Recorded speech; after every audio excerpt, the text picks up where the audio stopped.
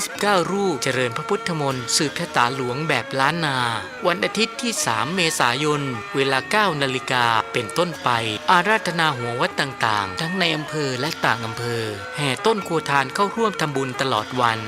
ที่ 4 เมษายนเวลา 13 นาฬิกาทำพิธีตัดหวายลูกนิมิตถวายทายทานพระสงฆ์อนุโมทนาเป็นเสร็จพิธีในโอกาสอันเป็นมงคลนี้จึงขอเชิญท่านไปร่วมทำบุญอนุโมทนากับข้าพเจ้าทั้งหลายตามวันเวลาและสถานที่ดังกล่าวโดยพร้อมเพรียงกันงานนี้มีมโหรสพตามสมควร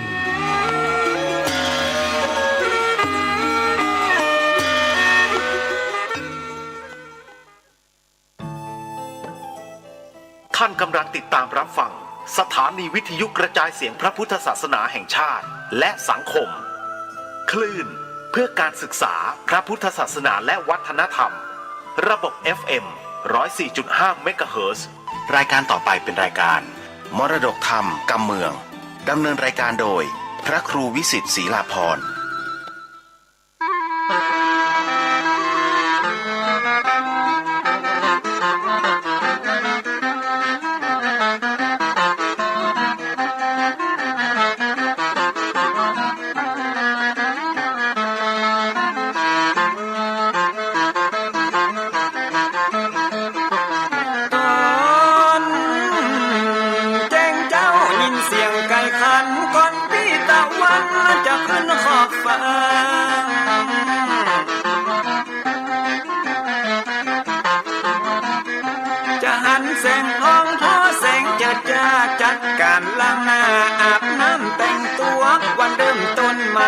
อย่าได้วันกัวอย่าได้คุณมัวกังบนโศก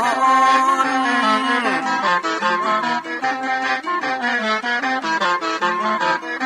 อย่าเอาน้ำคุณมาขังคอนอย่าเอาน้ำฮอนมาลวงหัวใจฮ้อนอ้วมอารมณ์คุณคองมาตอนรับวันใหม่นี้น้อง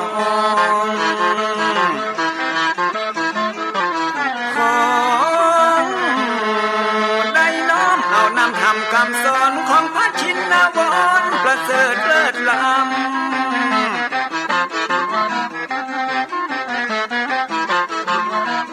จับจุงจิตใจให้ออกจากธรรมบ่ฮือด่างดำโศกเศร้ามัวมองแสงแห่งธรรมะนั้นเป็นแสงทองส่องใจเรื่องร้องตึงวันคำเจ้า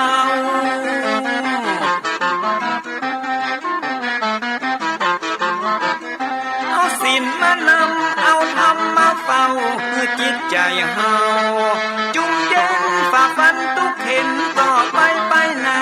จะบ่ไหววันแต่เนิ่นเชิญพี่น้องมาฟังรายการธรรมะเบิกบานตอน6 โมงเจ้า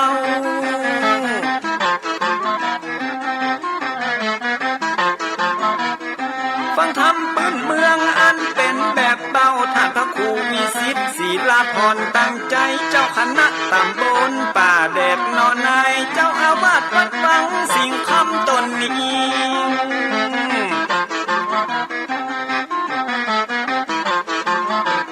อนุรักษ์ของเก่าล้านนาก่อนกี่คือลูกหลานเฮาตีเกิดมาด้วยกันรักษาของดีเก่าเกลือได้อยู่กู้ถิ่นล้านนาฟังทำแล้วของแผ่วจิตใจเหมือนป่าอยู่ในนาทีนั้นนาม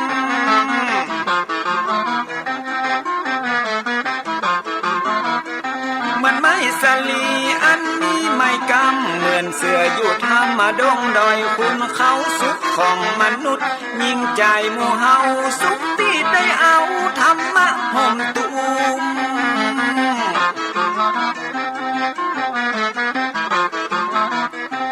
ใจคนใดมีธรรมห่อหุ้มใจคนนั้นจุ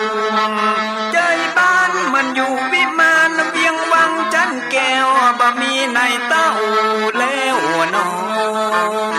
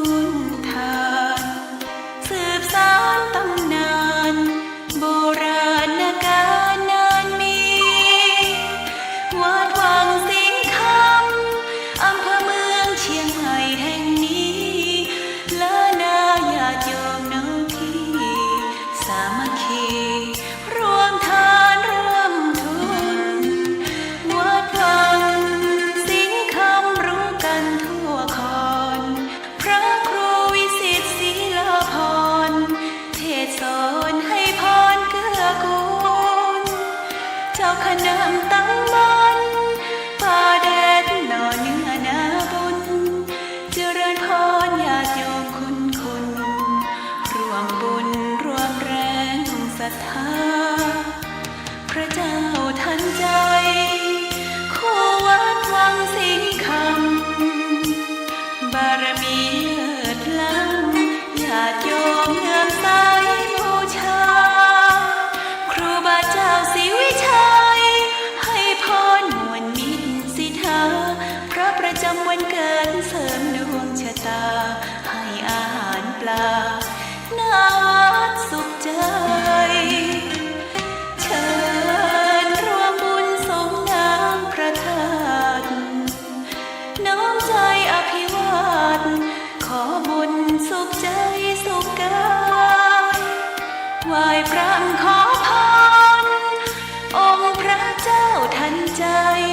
หลวงพ่อประเสริฐเจริญพรอวยชัยให้ท่านสุขใจทั่วกัน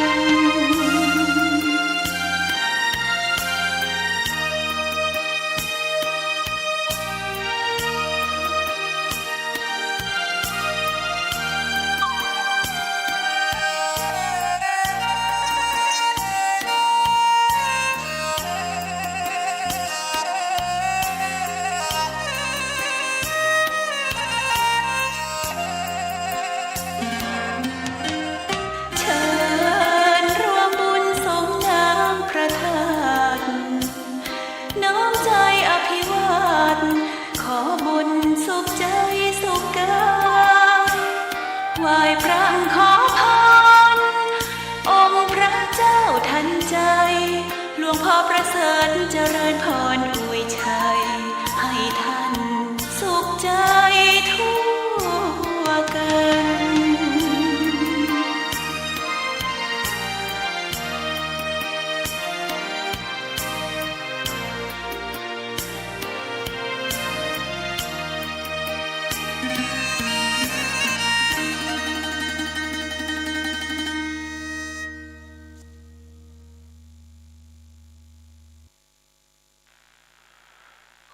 ยกมือ10 นิ้ว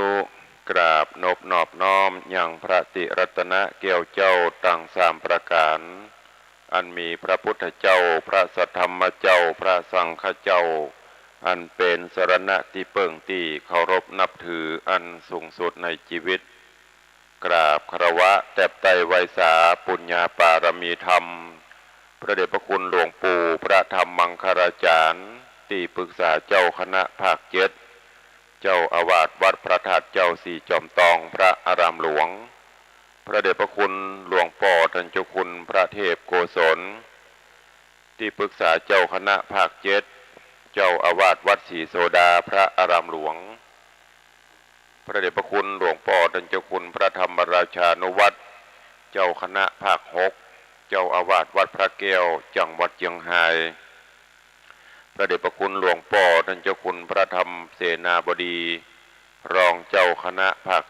7เจ้าอาวาสวัดพระบรมธาตุเจ้าดอยสุเทพ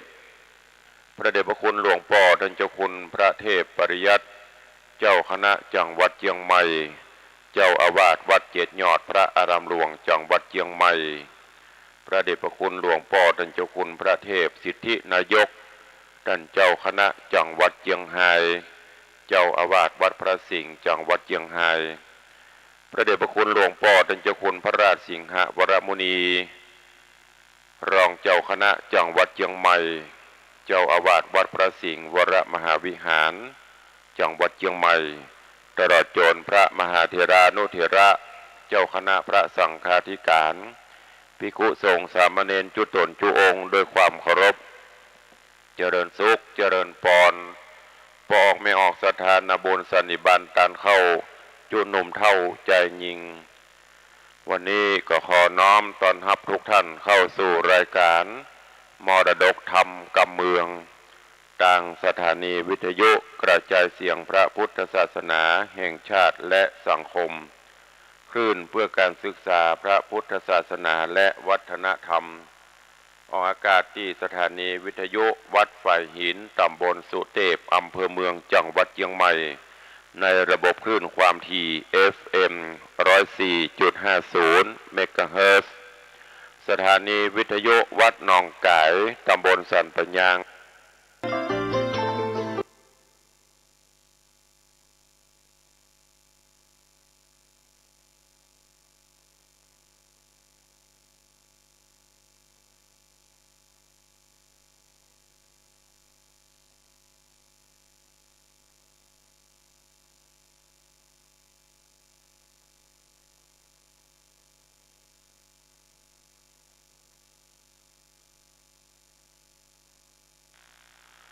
พระคุณหลวงพ่อท่านเจ้าคุณพระเทพคณะจังหวัดเชียงใหม่เจ้าอาวาสวัดจุหนุ่มเท่าใจยิงวันนี้ก็ขอน้อมต้อนรับทุกท่านเข้าสู่รายการมรดกธรรมกำเมืองทางสถานีวิทยุกระจายเสียงพระพุทธศาสนาแห่งชาติและสังคมคลื่นเพื่อการศึกษาพระพุทธศาสนาและวัฒนธรรมออกอากาศที่สถานีวิทยุวัดฝ่ายหินตำบลสุเทพอำเภอเมืองจังหวัดเชียงใหม่ในระบบคลื่นความถี่ FM 104.50 เมกะเฮิรตซ์สถานีวิทยุวัดหนองกายตำบลสันปะยางอำเภอแม่แตงจังหวัดเชียงใหม่ออกอากาศในระบบคลื่นความถี่ FM 99.75 เมกะเฮิรตซ์สถานีวิทยุ CM77 วิทยุอินเทอร์เน็ตล้านนาออกอากาศในระบบคลื่นความถี่ FM 97.5 เมกะเฮิรตซ์สถานีวิทยุพระพุทธศาสนาจังหวัดเชียงรายออกอากาศในระบบคลื่นความถี่ FM 99.50 เมกะเฮิรตซ์พร้อมนี้ก็มีวิทยุชุมชนเสียงตามสายห่อกระจายข่าวตลอดจนพี่น้องญาติโยมสาธุชนที่รับฟังสัญญาณอยู่ทางอินเทอร์เน็ตรายการนี้ดำเนินโดยอาตมาภาพพระครูวิสิตศรีลาภรณ์เจ้าคณะตำบลป่าแดดเจ้าอาวาสวัดวังสิงห์คำตำบลป่าแดดอำเภอเมืองจังหวัดเชียงใหม่เป็นผู้ดำเนินรายการ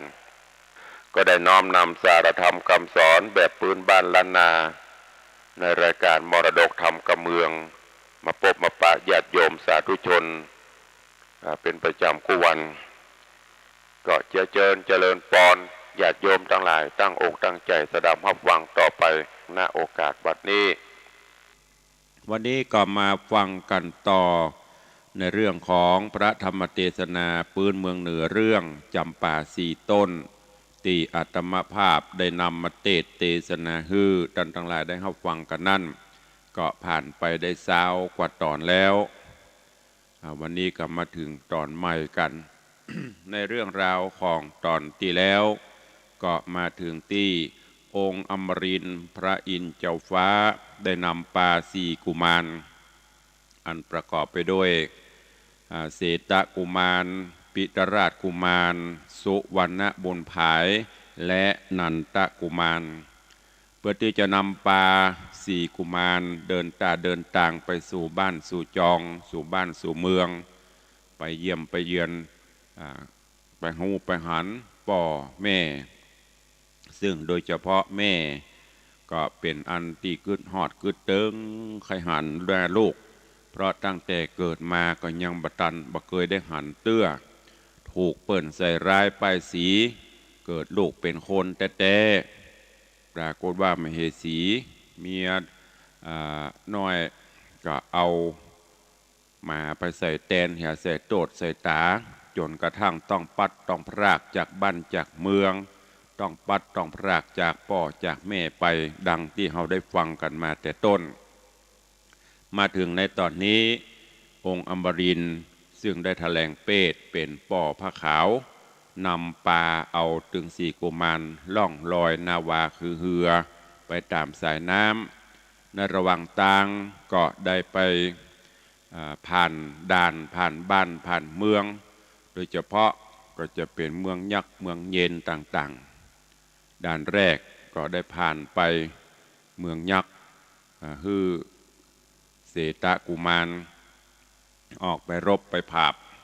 โดยมีนันทกุมารน้องล่าได้ไปช่วยก็สำเร็จไปได้เป็นเจ้าบ้านเจ้าเมืองมาด่านที่สองเป็นเมืองของพญา โกติยะยักษ์โกติยะก็ได้ฮือปิตราชกุมารคนที่สองได้ไปรบผาบก็ชนะไปแล้วก็ได้ลูกสาวพญาเจ้าเมืองคือปุษะมาลีได้มาเป็นกู้เป็นกิมในตอนนี้ได้มาถึงยังเมืองจำปาซึ่งเป็นเมืองมนุษย์เมืองคนขบวนของโพธิสัตว์เจ้าถึงสี่แล้วก็องค์อมรินทร์พระอินทร์เจ้าฟ้าได้นำปามาถึงยังเมืองจำปาในตอนมานั้นพระอินทร์ก็ได้เสกเวทมนต์คาถาบังมั่นตาไว้บ่ฮือเหล่าเสนาอมาตย์ของเจ้าเมืองพญาเจ้าเมืองได้หันจนกระทั่งรุ่งเจ้าแจ้งมาจึงจะเปิดคือได้โหได้หันเพื่อหันแล้วพญาเจ้าเมืองก็มาตกใจว่าเหือสะเปาของตันไผ่ผู้ใดมาลอยล่องตอดสมออยู่กลางน้ำหน้าหอห้องบรรทมเฮานี่ในบ้านในเมืองเฮาที่นี้โดยบ่มีภัยรายงานให้หูว่าไปจะได้มาจะได้เป็นภัยที่ไหนก็โหดพ่องเพราะว่ามาบ่ได้บอกบ่ได้กล่าวอันเนี้ยอย่างที่บอกไปแต่ว่าถ้าเป็นกำเมืองเฮาว่าบ่ได้บอกเจ้าตี้เจ้าแดนไปไหนบ่บอกบ่กล่าวก็เป็นคติอันหนึ่งเนอะไปไหนไปบ้านเปิ้นก็ต้องไปหาเจ้าบ้านเจ้าจองเข้าบ้านเขาจองเปิ้นก็ต้องได้รับอนุญาตยิ่งบ่เดียวซ้ำให้ การอยู่ด้วยกันหลวงหลายกฎหมายเปิ้นก็จะมีบุกรุกเคหสถานเปิ้นก็จะโดนโทษเหมือนเดียวกันเนี้ยตังสี่กุมารตึงองค์อมรินทร์พระอินทร์เจ้าฟ้ามาบ่บอกบ่กล่าวก็โดนเพราะฉะนั้นไปที่ไหนบ่ว่าจะเป็นลูกเป็นหลานที่ฟังรายการของตุลุงเนอะไปบ้านไปจองบ้านเปื่อนบ้านฝูง ที่ไหนก็ดำพอดีคือไปกราบไปไหว้พ่อแม่ผู้ปกครองเปิ้นก่อนแนะนำตัวว่าเป็นไผลูกที่ไหนไปจะได้มาจะได้มายี่หยังเปิ้นก็จะได้ฮู้ได้ทราบแม้แต่เฮาจะไปที่หั่นที่นี่แม้กระทั่งพ่ออุ้ยแม่มอนเฮาเปิ้นก็ถึงสอนเข้าป่ากลางป่าง่ามไม้เปิ้นก็จะบอกจะกล่าวพระแม่ธรณีเจ้าตี้เตปาอาหักในตี้นั้นๆอย่างเขาจะสังเกตหันล้านหน้าคนเมืองเขานี่เวลาจะไปจอดไปพักที่ไหนก็จะบอกต้นไม้ใหญ่ไม้หลวงกาแม้แต่ตอนกินข้าวทานอาหารมูนี่เปิ้นก็จะบิจะแบ่งน้อยๆเอาไปวางใส่ข้าวใส่น้ำพระแม่ธรณีเจ้าตี้อันนี้ก็เป็นปฏิธรรมเป็นความเชื่อที่ได้ปฏิบัติกันมาบอกว่าที่ไหนเปิ้นจะมีมดเตปาอาหักก็มีกุฏิกุแห่งแล้วกับมันเป็นการดีตัวเองเป็นมังกระเป็นมงคลกับเฮาตัวเองเป็นกำลังใจตัวเองวันนี้ก็มาฟังกันต่อว่าหลังจากที่ยานาสเปาของโพธิสัตว์เจ้าถึงสี่และองค์อมรินทร์เจ้าฟ้าพร้อมเสนาบริวารมาถึงเมืองจำปาแล้วจะมีอันอย่างเกิดขึ้นแถมต่อไปก็ขอเชื้อเจิญเจริญปอนสาธุชนญาติโยมทุกท่านได้ตั้งอกตั้งใจรับฟังพระธรรมเทศนาปืนเมืองเหนือเรื่องจำปาสีต้นในตอนต่อไปณโอกาสบัดนี้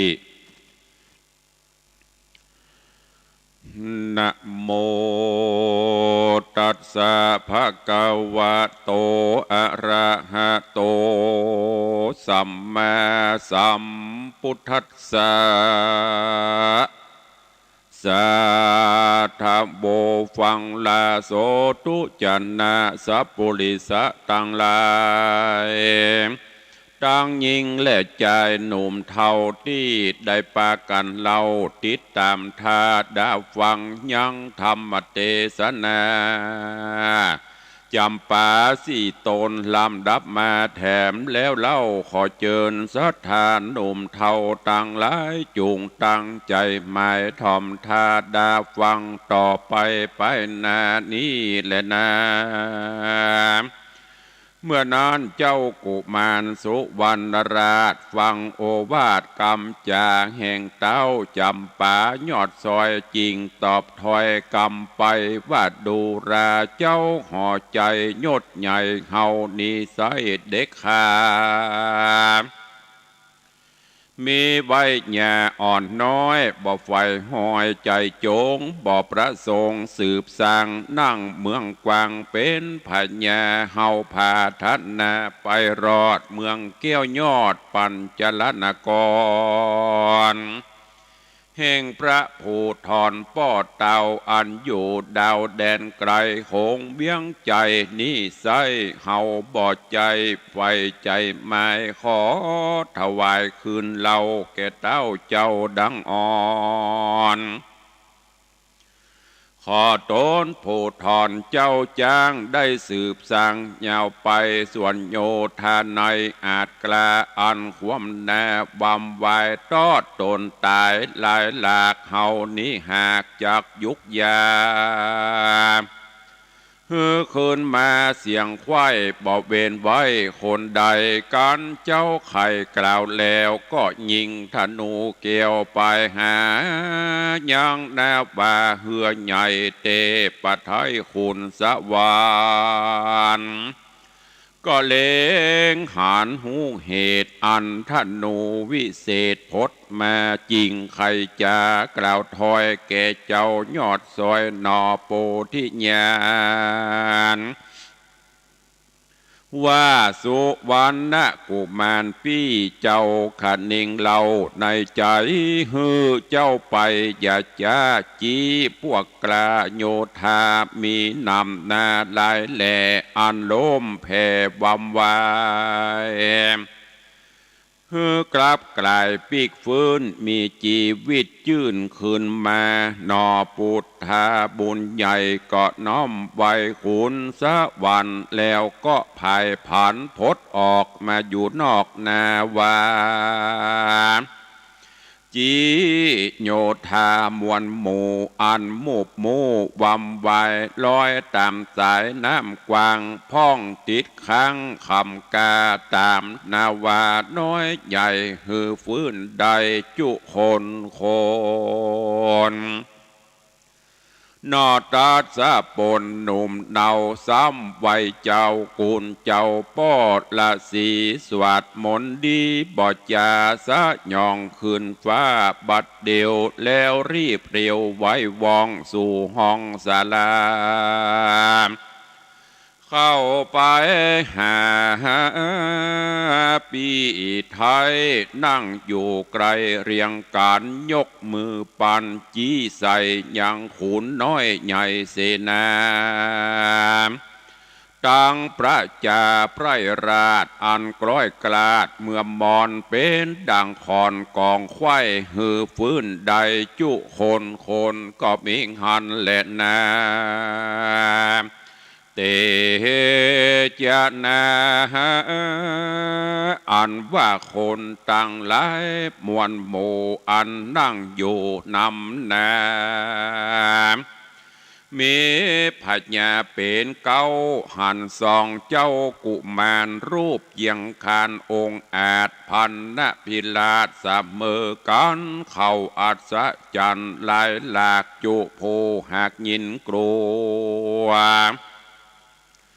ปอดนางหัวยาวเยือกใจคว่ำเขือกเวบนว่าใจสองคนนี้เล่าพงหนุ่มเนาเด็กขามีกาญาพองแผ่วเล่าเลิศแล้วเหลือลาย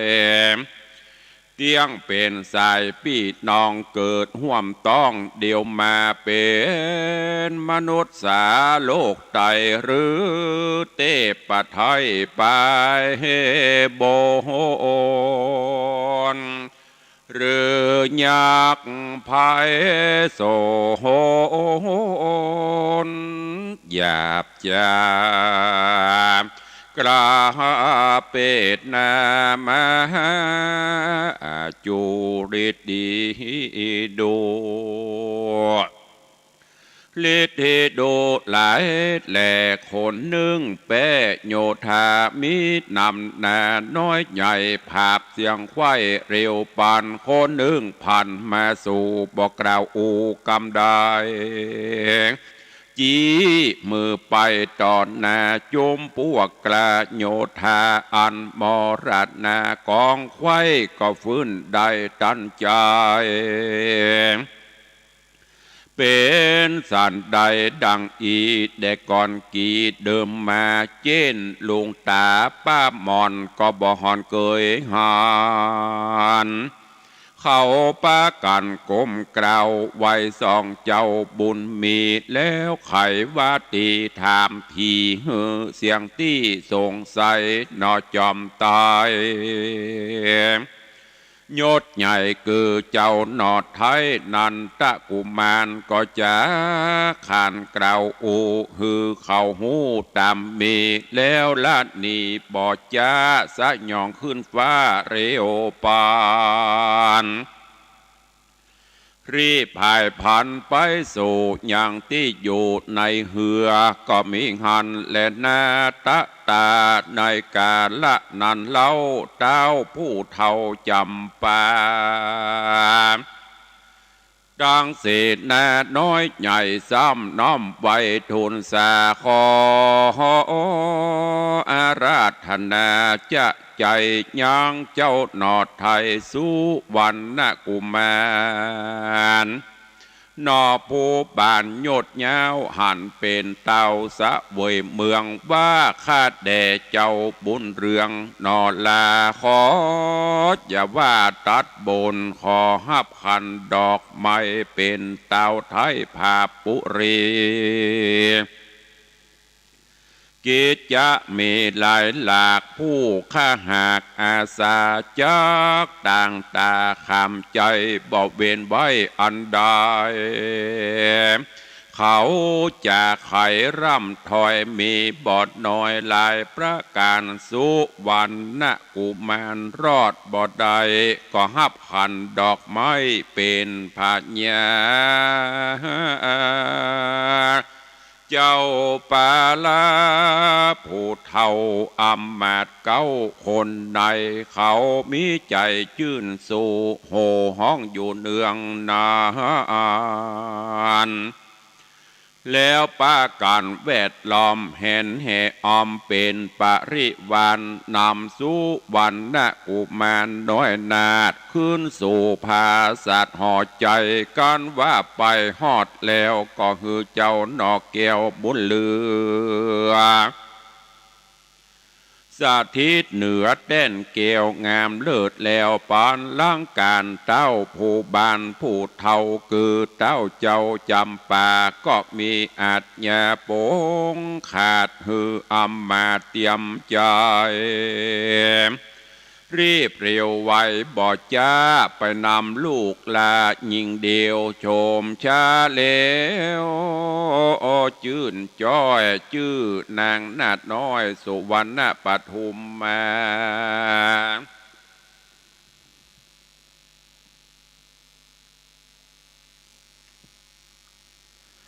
ลาจะทิดาโยศใหญ่มานั่งไกลเรียงกันกับนอหอจันสุวรรณราชบนเต้นอาจเจียงคานโยธาหารอำมาตย์พรหมนาจารย์เศรษฐีกหบดีป้อกาก็มาพร้อมแนะนำนาแล้วอุตสาพิเศษอติเรกมงคลยกยังโตนะแห่งเจ้าเป็นเก้าสะเวยมือย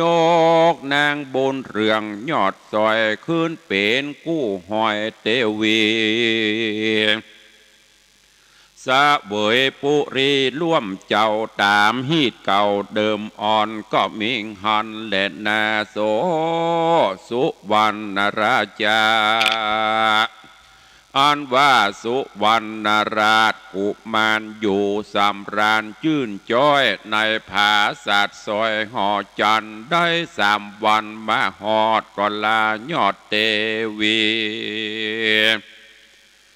ดังเจ้าปุรีผู้เท่าคือเต้าเจ้าจำปาเพื่อไปหาป้อเต้าอันอยู่ดาวแดนไกลเจ้าห่อใจผู้เท่าก็ฮือเก้าเสนาตกแต่งดาเหือใหญ่ฮือเมียนควายเร็วปันลำชะกันพวกน้อยนับ100เป็นประมาณย่อมใจหันอาจกล้าฮือจอมกว่าเคยเมืองโยธาเรืองผู้เท่าฟังเต้าเจ้าว่างปันก็เร็วปันแต่งไว้พร้อมเสียงควายเร็วไวการแย้มใจมารอดอันตาโตนเต้ายอดบุญมีก็ลาเตวีนอดเนาตังเต้าเจ้าปิตาตังเสนาอัมมาตปจาราชคนนายลงเหือไว้บ่จาพร้อมพวกกระโยธาออกไปหาเหือเต้าโตนภาพดาวคงสะวันก็มีหันแลนาตาตาสะโกเทวานะมินโตในกาละนอนใส่เต้าเทพไทยอินตาก็นำนะว่าดังสีออกป่าจากตีสับปันฮือลมพันปัดตองเหือลอยล่องไปไวลอยล่องไปจะใจนับอ่านได้หลายวานจิงโพธผ่านเข้าเขตแดนประเทศปัญจลนครแห่งพระภูธรปอเต้าโตนภาพดาวปาลาคุณอินตาบุญใหญ่หูแจงไฟสัพพการจริงเรียกกุมารตังสีมาพร้อมตี้เดียวกันแล้วไข่ปันกล่าวจี้ฮือแจงทีขี้ญาว่าดูราบุญนาพี่น้องเฮาได้ล่องหวังใส่มานานไกลแต่โสดหลายร้อยโยชน์เป็นตาบัดนี้นามาฮอดเขตเมืองยอดปัญจลนครแห่งเต้าภูธรตนปอขอสีนอหอจานจุงปากันบังไว้ยังเหือใหญ่เจียงคานล่องวังทานไปนาบ่เนอเอิญจ้าหลายบ้านจักได้หันที่อยู่แห่งป้าปู่สองขาอันจะลาแก่เท่ายังอยู่เฝ้าวิญญาณยังมองผ่านบ่เหือดห้อนไม่เดือดทันนัดใจกันว่าไปฮอดแล้วสีนอแก้วบุญนาจูงไปหาสองเท่าอย่าลืมเล่ายังกุลจูงจวยนุนส่งยูฮือได้อยู่เย็นใจทัดนั่นไปบ่จาสีนอนลาจอมควานจักหันภาษาทแห่งเต้าธิราชปิตาส่วนมารดานอนใส่ยังมนไม่ขี่มองเหตุด้านปองคำราบใจฮือหาบุกบอนการหน่อผู้ทอนไปฮอดถึงที่จอดเวียงใจเนี้ยสันใดจักใดปะป้อไทยผู้ทอนและสลีสีสะมอนผู้แม่ก็สุดแต่พญาจากพิจารณากึดสองสี่ปีน้องขะนิ่งเอาส่วนตนเฮานี่เล่าขอปอกเดาถอยโหนคืนเมื่อบนฝากฟ้าที่นอนอาศีนอนลาจุงสวัสดีแด่เตนา เมื่อนานสี่กุมารยอดซอยได้ยินถอยกำจาอ่านขุนอินตาไขกล่าวฮ้อนผ้าเผาปานไฟริร่ำไรไวกล่าวขอตานเต้าอินตาน้ำหน้าว่าไปฮอดเถิงที่จอดบุรีเหี่ยวภัยมีเกิดตองกลางแห่งห้องกงกาโคนอินตาหยดยาวผู้ภาพดาวคงสวรรค์ยิ่งไข่ปันต้านต่อแก่สีนอจอมไตว่าแต่นี้ไปนาภัยยะกระหานีบ่ฮอนมีมาตองฮือสีพี่น้องเครื่องกาเฮาได้มาช่วยเจ้าเมื่อเอิญแต่เล่าเดือนไปเข้าของหลายน้อยใหญ่เฮาเนละมิดไว้ในเหือมีหลายเหลือจุสิ่งของกินยิ่งหลายประการเงินคำคานบาดไตตั้งเครื่องใจจุอันเฮายกปั่นสีเจ้าได้สืบเล่าแตนตนฮือรีปนน้อยใหญ่ได้กินใจไปนานตั้งอาหารเข้าน้ำบ่หูซ้ำบางตาอันหนึ่งยาวิเศษจุงสังเกตจำเอายังตัวเฮาใส่ไว้ในไหใหญ่ละลายโวในไหใหญ่ละยวงเฮาขอโปงวางขาด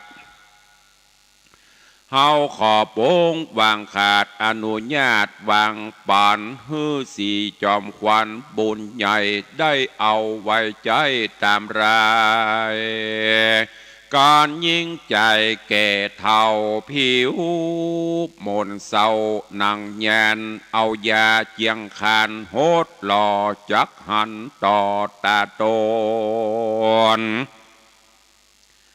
กลายเป็นคนหนุ่มเนางามกว่าเก่านำนาส่วนน้ำยานั่นใส่แม่นจับใจไหลตียังเต็มดีดังเก่าบ่เสียงเล่าไปไหนตอนนี้ไปนากันตุกกลามาปานได้มองผ่านเดือดไม่จูงกึดไข้ถึงเฮาเดเตอกันขุนอินตากล่าวแล้วก็กลาดแกล้วภายพานคืนสวรรค์บ่จะหายตอดหน้าบัดเดียวก็มีหันและนาโจโหทาโกโหแม่นมีผูกมาจากกล่าวใครหูข่าวขี้ยาว่าขุนอินตาหยดใหญ่ลงโลกไตจุมปูจ้อยสีบุญจูนอนลานับอ่านกว่าเดือนปลายหักเมินหลายเต้ใส่จักอยู่ได้สันได้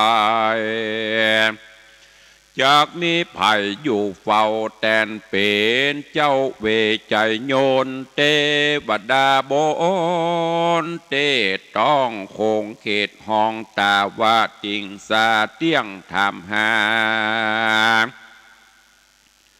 จุผู้ว่าเต่าอยู่เสียที่ในวิสัชโกผู้จะไขกล่าวแก่หือแจ้งแน่ตามธรรมกวนไข่กรรมกล่าวจี้หือแจ้งทีตามมีว่าวันเดือนปีโลกลากับจันฟ้าบ่เหมือนกันคืนกับวันจันฟ้าคงแหล่งลาจตุมมหาลาจิกาคือ50ภาษาโลกใส่ต้านว่าไว้ดิเล100 ปีโลกไต่ตานบอกไว้ไข่ปานเป็นคืนวันจันฟ้าคงแหล่งลาตาบัติงสา คุณอินตาบุญใหญ่ลงโลกไตปัทภีช่วยบุญมีหนอไทยนับบัดใดเดือนปลายดูเมินลายเหลือหลากจอนฟ้าหากยามเดียวแลนา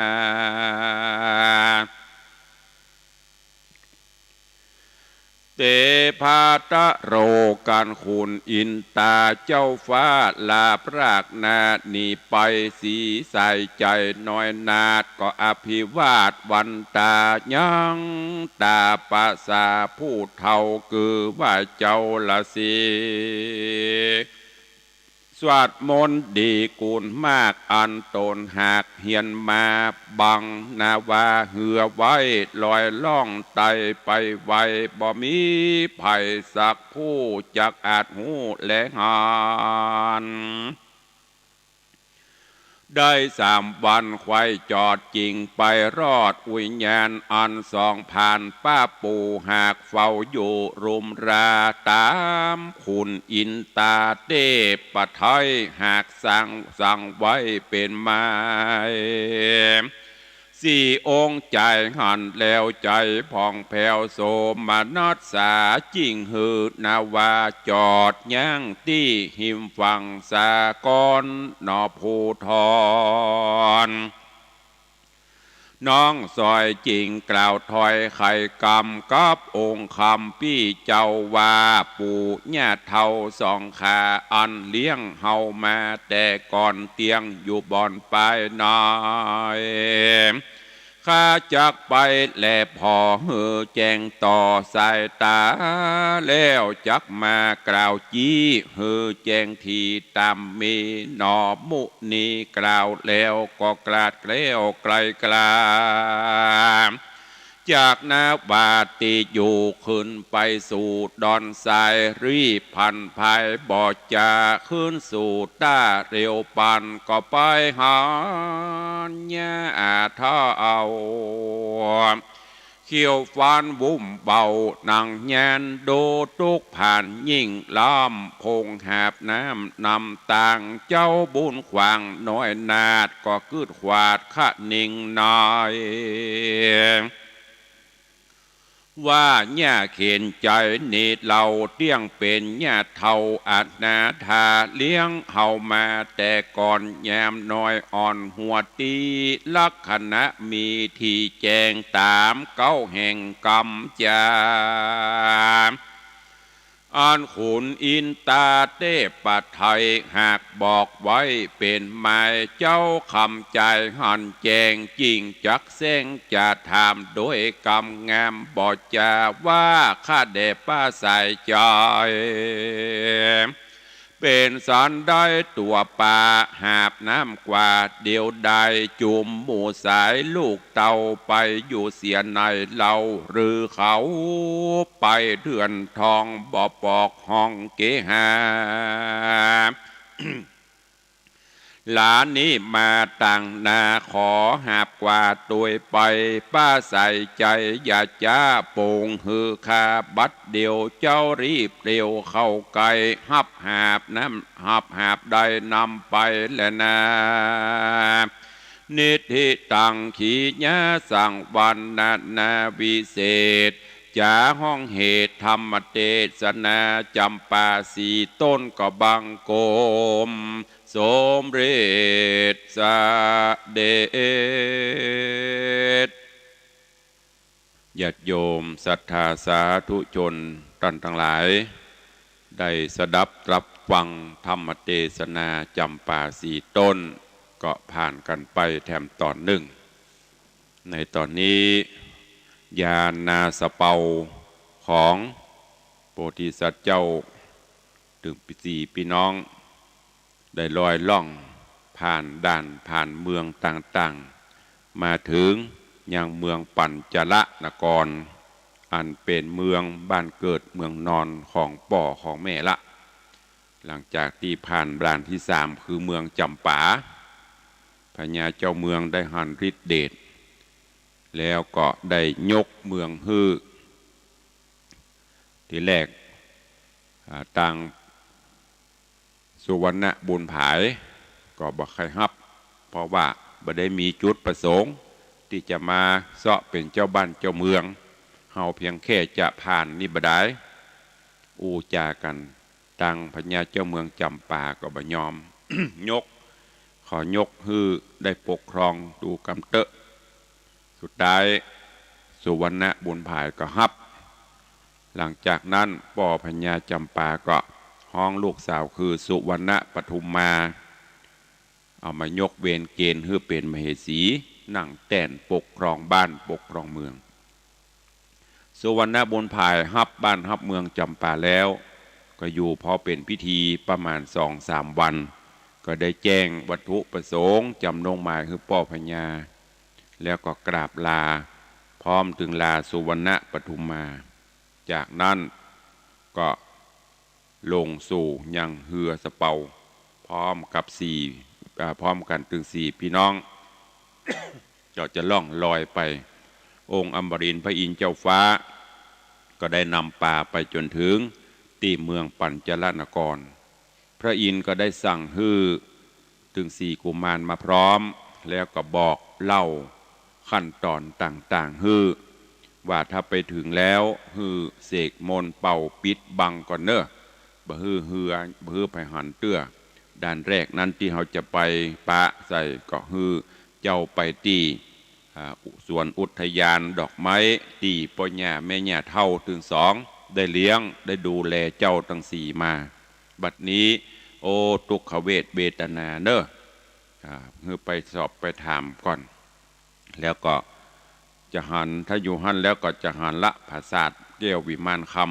ำของจบของป่อเจ้าแล้วก็แม่ตัวตอนนี้ก็โอ้ร่างกายสูบโซเนอะเพราะโดนเปิดใจการใจงานหาบบุกหาบบอลบ่ได้พักบ่ได้ย่างคือเจ้าไปพอตามนั้นแล้วส่วนตัวข้าก็จะขอล่ำขอลาปีก่อนพอละ มาแต่นราชอาจมากับเมินละได้จะเป็นเดือนละจะขอลาปีก่อนเนอะจากนั้นก็ล่ำลากันไปองค์อมรินทร์พระอินทร์เจ้าฟ้าก็เสด็จขึ้นสู่สวงสวรรค์จันทร์ฟ้าวิมานคำส่วนถึง4กุมารก็ปฏิบัติตามขั้นตอนที่องค์อมรินทร์พระอินทร์เจ้าฟ้าได้สั่งไว้